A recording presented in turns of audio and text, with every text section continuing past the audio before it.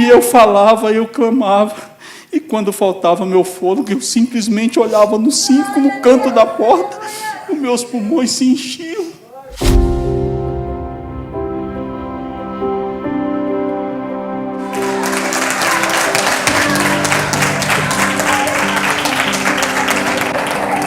Primeiro eu quero olhar no rosto de cada um de vocês e dizer o meu muito obrigado pelas orações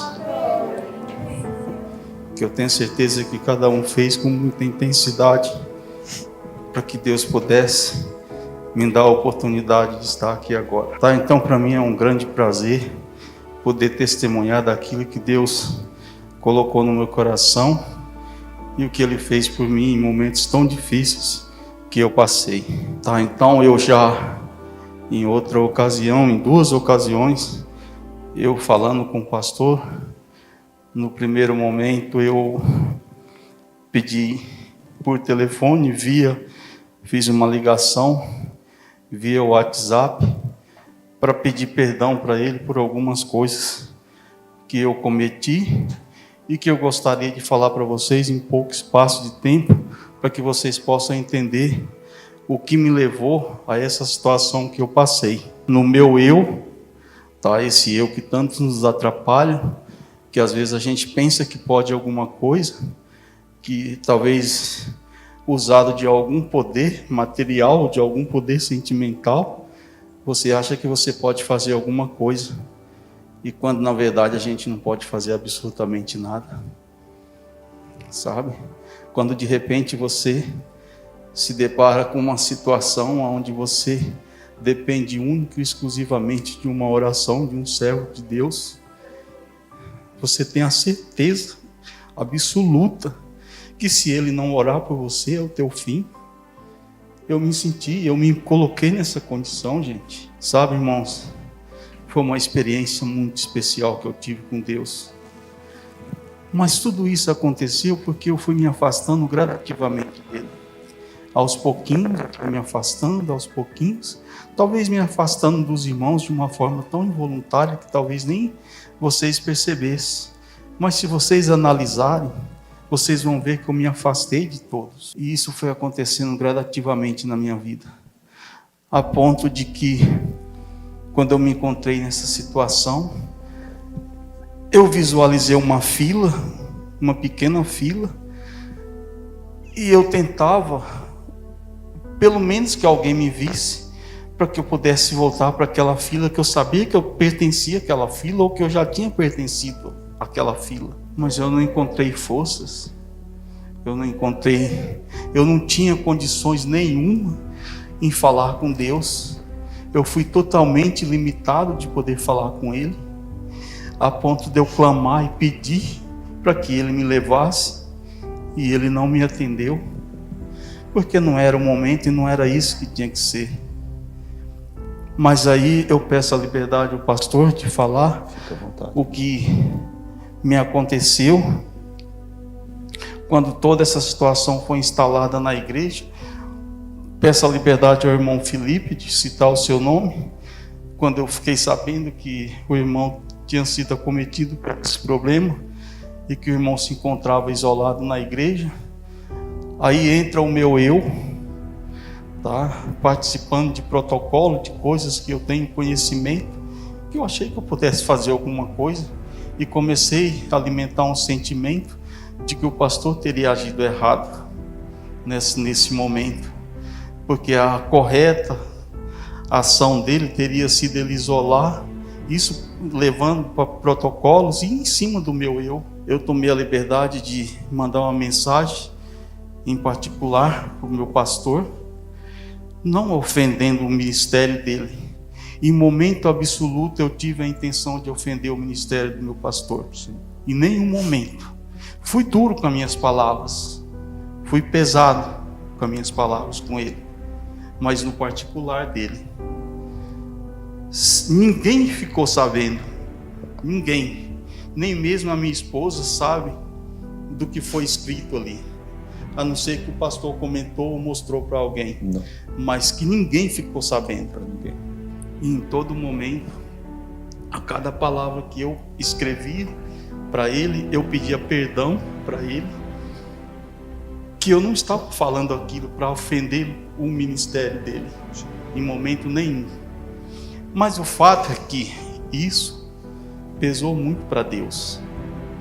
E essa situação foi o que mais pesou para mim, foi o que mais me prejudicou durante a minha estadia ali no hospital. Porque eu cheguei a um ponto, irmãos, que a Camila, a Rose, ficava 24 horas comigo, com o telefone ligado, e eu não tinha paz, eu não conseguia dormir.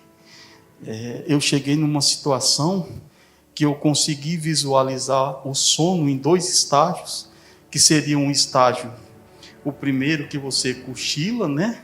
E depois você aprofunda no sono, que seria um sono reparador, que você descansaria. Mas eu não conseguia passar esse outro estágio, porque parecia que tinha um tubo, um cano, que quando eu ia, começava a cochilar, que eu ia chegar ali, algo fechava aquilo. E eu sabia que era o inimigo. Eu sabia que era o inimigo. E Deus começou a colocar no meu coração para que eu pedisse a oração do pastor. Somente o pastor podia me socorrer naquele momento. Somente ele. E Deus foi intensificando no meu coração. Foi intensificando, a ponto de eu pedir para Rose: Rose, por favor, pede para que o pastor ore por mim. Liga para ele agora, para que ele faça uma oração por mim, porque eu não estou conseguindo ter descanso, ter paz. E Deus martelando aquilo e me insistindo que eu fizesse isso, a ponto da Rose ligar para ele. E aí começou a vir aqueles pensamentos e sentimentos de que, se ele tiver com o mesmo sentimento que eu estou com ele, e ele não aceitar fazer oração por mim, me perdoar, o que será de mim? Foi muito doloroso, mas para a graça de Deus, quando a Rose ligou, ele prontamente atendeu o telefone. Naquela noite, foi uma das noites que eu consegui ter um pouco de paz, depois da oração que ele fez por mim. Ele prontamente orou por mim. Ali foi o início do meu socorro. Foi muito difícil.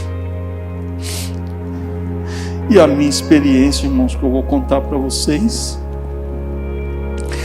eu precisava passar por isso. Eu tinha que passar, porque eu me afastei muito de Deus. Me afastei, eu estava muito longe. Eu, sinceramente, fiquei dominado por muito tempo. Muito tempo que eu falo, durante o período que eu fiquei ali no hospital, a ponto de não poder ter comunhão com Deus, de não poder, por mais que eu implorasse, ele não me respondia. Mas não que ele estivesse bravo comigo. Ele tinha que me mostrar que todo o poder é dele.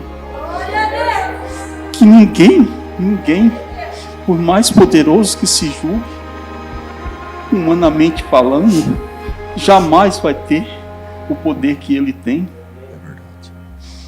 Então, quando eu me deparei com uma situação, numa noite, que eu já não conseguia dormir, durante todas aquelas noites que eu estava ali, a Rose e a Camila é testemunha, a Camila ficava lendo salmos para mim, mas nem os salmos me ajudavam, porque eu não conseguia captar uma avalanche de informações chegando ao mesmo tempo, sem que eu tivesse tempo de separar alguma coisa.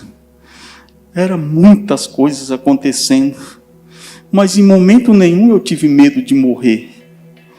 Em momento nenhum eu tive medo, porque a angústia que me trazia era o fato de que eu precisava que o pastor orasse por mim. E quando ele orou, que eu comecei a aceitar que ele não estava tendo o mesmo sentimento que eu estava tendo por ele quando eu escrevia aquelas coisas, as coisas começaram a mudar.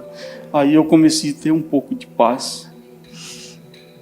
Mas eu sabia que Deus precisava fazer algo. E naquela noite, eu acho que na sexta, não me recordo bem, foi a pior noite da minha vida. Quando de repente eu me entreguei, eu não tinha mais forças. Aí Deus estabeleceu uma coisa tão especial comigo.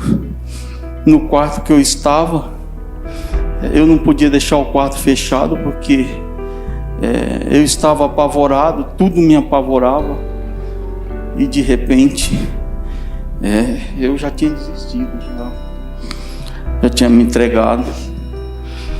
Aí eu vi umas pessoas orando, não sei exatamente o horário, mas devia ser mais de 10 horas da noite. Eu vi um grupinho de pessoas orando ali. Aí de repente, eu não vi Deus, mas Ele me pegou e me ergueu num mundo paralelo, um mundo tão visível como eu estou vendo vocês aqui, mas um mundo tão terrível, tão terrível. Eu associei como São Paulo no seu auge do seu dia mais volumoso, aquela correria onde as pessoas não sabiam para onde ia, correndo, aonde esses desenhos, esses filmes que a gente vê começavam a tomar formas. E Deus me ergueu, me elevou sobre todas aquelas coisas, e eu virei um leão, um gigante. Comecei a falar, e falando que eu não era um coitado, que eu não estava ali como um coitado, como eles estavam me colocando. E Deus pegou, e eu não conseguia respirar. Eu não tinha como mais respirar, mesmo com aqueles aparelhos, uns aparelhos que simplesmente estão ali, paliativo, que não resolve nada, absolutamente nada, porque quem dá respiração é Ele. É verdade. Então, de repente, Deus estabeleceu comigo, eu não conseguia respirar, e no final da porta, eu estava na primeira cama, próxima à porta, e tinha alguns números. Na verdade não existiam esses números, só tinha um único número 5, que era o número do meu quarto. Mas Deus me mostrou vários números ali. Eu não sei precisar quais números, mas o único número que prevalecia era o 5. E Deus falou para mim assim: você vai guerrear, você vai falar, você vai expressar, você vai gritar, e quando faltar o seu fôlego, você vai no 5, que você vai respirar. Ali está a sua respiração. E eu me levantei como um leão, como um gigante, e eu falava, eu clamava, e quando faltava meu fôlego, eu simplesmente olhava no 5, no canto da porta, os meus pulmões se enchiam. Meus pulmões se enchiam e eu voltava a falar de novo. Foi uma noite gloriosa, a ponto, irmãos, de que eu não precisava nem olhar mais, nem olhar direito para o 5. Quando eu simplesmente faltava meu fôlego, eu virava para o lado, o 5 se aproximava. Ele crescia, ele iluminava. Foi uma coisa esplendorosa. Porque o poder de Deus, Ele está acima de todas as coisas. Imagine vocês, eu sempre temi de subir aqui, até mesmo para fazer uma oração. E hoje Deus me coloca aqui com todo o poder para testemunhar aquilo que eu presenciei, que eu vi.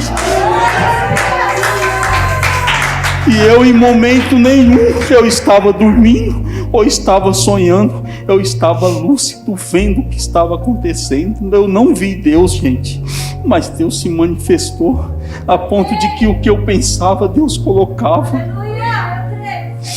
Que poder é esse? Que poder é esse? Colocar sentimento no meu coração que eu nunca tive por ninguém. E domingo eu estava lá no leito do hospital com a minha esposa. Deus já tinha me concedido a oportunidade dela estar comigo. Todos os exames, tudo, diziam que eu ia ser entubado. E de repente eu saí lá daquele quarto, fui transferido para um outro quarto, porque Deus moveu as águas. E quando eu cheguei naquele quarto, Eu cheguei lá com um aparelho com quase 40 litros de oxigênio. Dali eu não tinha mais, eu tinha que ser entubado. Ela pediu para que tirasse aquele aparelho de mim e me colocasse um catéter. E assim foi feito. Eu já não me alimentava. Eu estava totalmente debilitado. Totalmente. Ela é testemunha disso. Eu não reconheci ela. Eu estava debilitado. Quando de repente tirou esse aparelho de mim, 40 litros que eu estava usando, e me colocou esse catéter, e eu fiquei naquele quarto. Quando foi por volta de umas 9, 10 horas que eu liguei para o pastor para pedir o perdão que eu precisava pedir para ele, mesmo por telefone eu não consegui segurar. Eu tinha que fazer isso. E depois disso, eu só com um aparelho, só com o catéter, eu adormeci, eu dormi, eu descansei. Eu fui para o banheiro, eu tomei banho, eu me alimentei. E no dia seguinte, no domingo, no dia seguinte, eu estava de alta para ir para casa.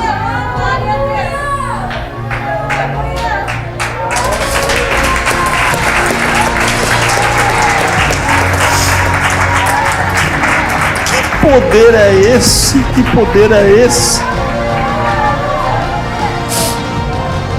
E Deus coloca no meu coração que eu tenho que me redimir na presença da igreja com o meu pastor. Eu já fiz isso, mas eu quero repetir, quero reiterar. Eu sei que ele já me perdoou, eu sei, mas tudo isso aconteceu por mera falha minha, gente. Simplesmente por mim. Ele em momento nenhum teve culpa, e Deus me condenou por isso. Mas graças a Deus e pela sua misericórdia que Ele me concedeu o perdão. Eu não estou fazendo isso para engrandecê-lo.